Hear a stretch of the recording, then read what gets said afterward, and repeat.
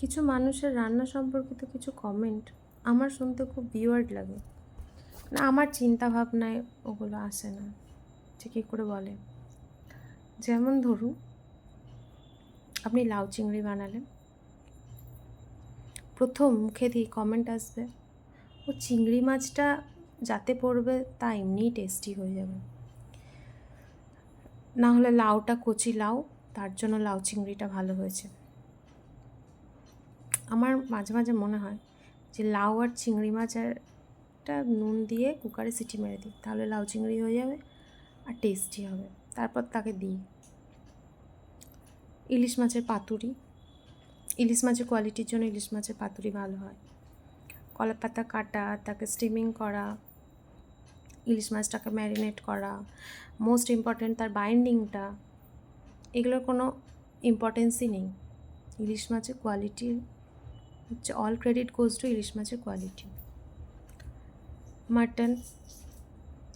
মাটনের ঝোল এমনিই ভালো হয়।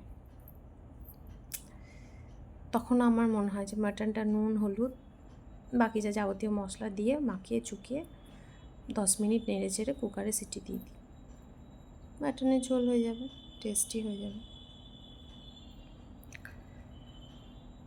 আমি কখনোই এটা বলি না যে যে রান্নায় নুন হয়নি, কি যেটা ঝালে একবারে মুখে দেওয়া যাচ্ছে না, যেটা হলুদের গন্ধ উঠছে, সেটাকে ভালো বলা হোক।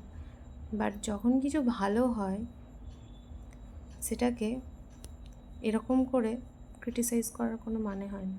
সেটাকে এক চান্স বলো ভালো হয়েছে বা ভালো না, মুখে নাই বা বলা হলো সেটা নয়, কিন্তু ওই একটা পরিশ্রমকে না